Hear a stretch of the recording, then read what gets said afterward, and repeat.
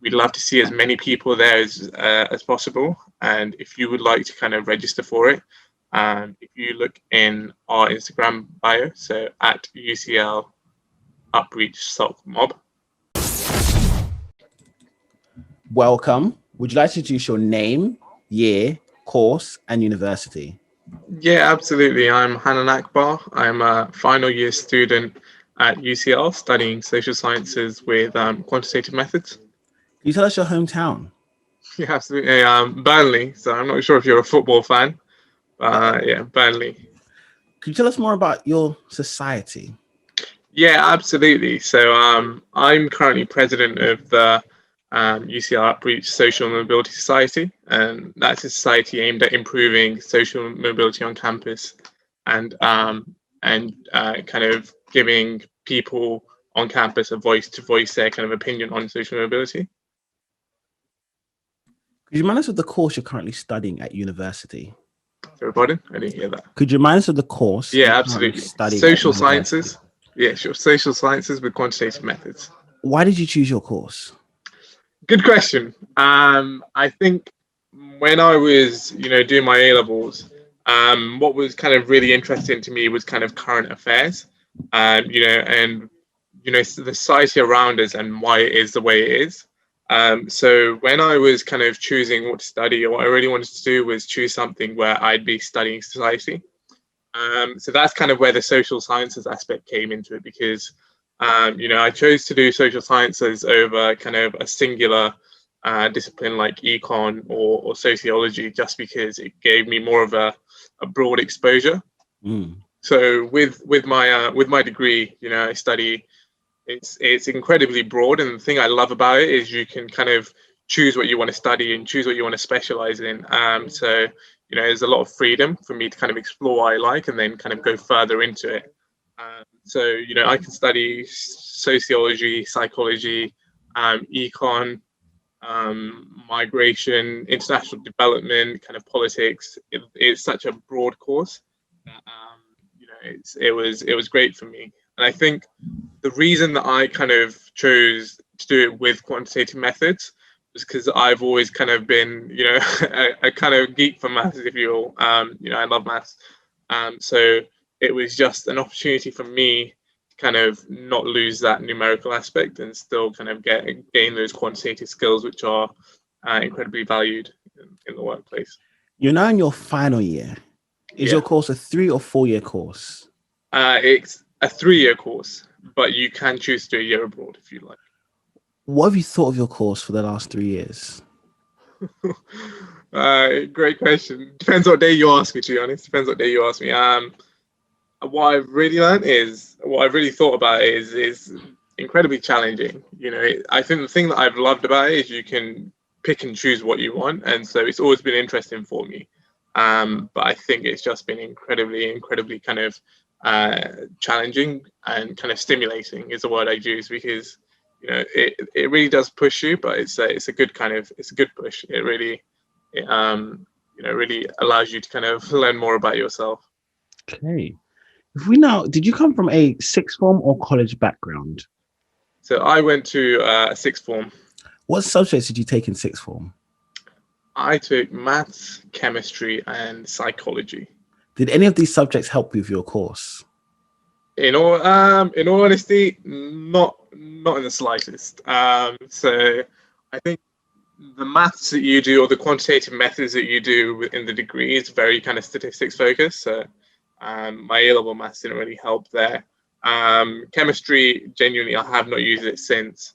And psychology, it helped a little, but I think it was more of a hindrance because I already had like a psychology kind of grounding, and UCL like to give you a grounding of their own. So yeah, none of them I've not used any of what I learned at A-level in my degree. What do you think the best A-level / subjects are for your course? Ooh, great question. I think sociology is a great one. Econ's a great one. Psychology is good to kind of give you, a grounding. Sometimes it can kind of give you a different grounding than what UCL like, but it can kind of give you a grounding. If you could do any kind of statistics modules in in your maths, if you're doing maths or kind of further maths, and you do like S2, S3, that would really help you. I think those are kind of the main ones. Oh, maybe there's a lot of kind of essay writing, so English language, English literature could help. But yeah, I think if if you choose if you just do what interests you, then you'll be fine. If we now go into your university, could you remind us of the university you're currently studying at? Yeah, I'm at UCL. What are the best and worst things about studying at UCL University? Starting off with the worst. Okay, starting on a bad note, I think the worst thing for me is definitely the price. It's insanely expensive. But I think that's kind of true of every London uni. Are you talking about the university or the accommodation? I think just living in London in general is insanely expensive. I think another thing that's kind of I wouldn't say it's the worst thing, but something that's kind of a drawback of UCL is it depends who you ask, to be fair, is it's not really a campus uni and it's kind of scattered around London. But for me, I kind of love that because, it means I get to explore London a little more. Okay, and the best things? Oh, where do I start? I think just the people, definitely students. I love people at UCL. I've made some of my close friends there. On top of that, the course is great. I love the course as well. Again, like I said, it's challenging, but it's also super duper interesting. Also the career prospects as well. I think that's kind of understated. UCL will kind of give you a great kind of grounding, and it'll allow you to kind of jump into some great kind of university, into some great employers. I know a lot of my friends who've secured top grad jobs. I think UCL has definitely helped them with that. Okay. If we're now going to your accommodation, where did you stay in your first year? So my first year, I stayed at International Hall. Could you tell us what it was like living at International Hall? Yeah, don't stay there. Don't stay there. Yeah, it was shared bathroom, catered. Food was horrible. Food was food was awful. If we had a scale of party to study, where would the international accommodation rank? I'd say probably lean a little bit more towards study than party, but that's, like I said, if you kind of just go out and meet other people, you'll be fine. You can you'll get invited to other halls who perhaps have more of a party reputation, if that's what you're after. Okay, and where did you live in your second year? Second year, I actually lived in a house, so an 11-bedroom house with 11. Yeah, 11-bedroom house. And what was it like living in an 11-bedroom house? There was always something to do. Always something to do. So it was great. If ever I was kind of missing home or I hadn't seen anyone, then I just go and someone would always be up to talk, willing to talk. So it was great because there's always someone there you can speak to or just talk about your day with. So it was great. I'd recommend it. What advice would you give to first years about to go into second year, or second years about to go into third years, about to move into a house or wanting to buy a house? I think if you're buying a house in London, you don't need my advice. I need your advice. But I think the advice I'd give is just clean up after yourself. Yeah, that is where 95% of the problems of within a house occur, is if you don't clean up after yourself. If you just wash up straight away, you'll be fine. Okay. And your final year? So in my final year, obviously because of COVID, I'm stuck at home this year. So it's been quite a woeful end to my university life. But if we now go into UCL pre-COVID, could you tell us about the UCL area, the UCL nightlife? What's the club for you? Yeah, absolutely. In terms of UCL area, I'd say probably, so it's in the Bloomsbury area, and honestly, it's great because there are so many food places. So Tottenham Court Road is a 2-minute walk away. What's the food place for you? What's the go-to food place for me? Ooh, I do love a tortilla. Yeah, I think that's quite a bait one. So if you're looking for a more obscure one for UCL students, I'd say try out Coco di Mama. It's a pasta place just off Good Street. What dish? So I like to get the pesto, chicken pesto pasta. Okay. I would definitely recommend. And the nightlife pre-COVID? Pre-COVID, I'd say obviously I'm not too well versed in the nightlife in all honesty, but speaking to my friends, I think Loop is a go-to Wednesday sports night. If you can join a sports club, I definitely recommend it. So Loop is a go-to. Tuesday is Ministry. Yeah, I think those two are the main two kind of student nights, Tuesday, Wednesday. And what about the shops for your everyday shopping and getting anything you need, such as your everyday groceries or things that you might get at home? Would you say it's got a good variety of those, or is it more limited to certain shops? Yeah, absolutely. Obviously, it's kind of central London, so the Tesco's that you get are Tesco Extras or Tesco kind of Metros, and the Sainsbury's are all Sainsbury's locals. You won't kind of find a huge supermarket, but they've got your essentials there. Yeah, I think those are kind of the main stores around campus. Okay. What general advice would you give to students about to study at university? I'd say I think best advice I could give is try and meet as many people as you can. Genuinely, that's cast your net far and wide. And I think you can't go wrong there. What advice would you give to students about to study at UCL? Studying at UCL, I think everyone here is incredibly driven. So don't compare yourself to anyone. And just keep going on your journey. You'll get where you need to be. But again, just cast your net as far as you can and as wide as you can, because some of the people you're going to meet will be like the future world leaders, I guarantee you. What advice would you give to students about to study your course at university?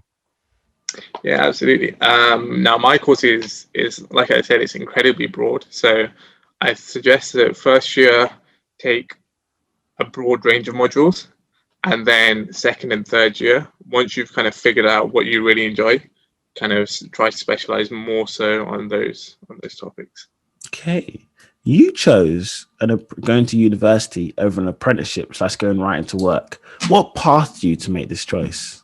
Yeah, absolutely. I think there were a few things, to be honest. I think first of all, I didn't know what I wanted to do. So what I've always just done is kind of follow my interests and see where it leads me. So that's kind of why I chose university. On top of that, again, like I said, it was just about kind of networking and meeting people. And I feel, if you do an apprenticeship, no kind of disrespect and nothing against it, but for me, I wanted to meet like a range of different people. Whereas if you're doing an apprenticeship, you'll meet loads of people within one firm. So I think the kind of networking opportunities are with people your own age are a little limited if you do an apprenticeship. Okay. We now go more about your society, the name, where they can be found, the mission, and anything you'd like to say. Yeah, absolutely. Now we are the Upbridge Social Mobility Society. So what we aim to do is improve social mobility on campus. We follow kind of our values are ABC, advocacy, brand awareness, and community building. So at the heart of it, we are kind of social mobility advocates, and what we want to do is kind of echo and kind of speak more about the issue of social mobility, not only on campus, but also more nationally. For those who don't know, social mobility is about, if I could give you a statistic to kind of summarize it, is 7% of students go to an independent school, so a fee-paying school, and 63% of barristers are from an independent school or a fee-paying school.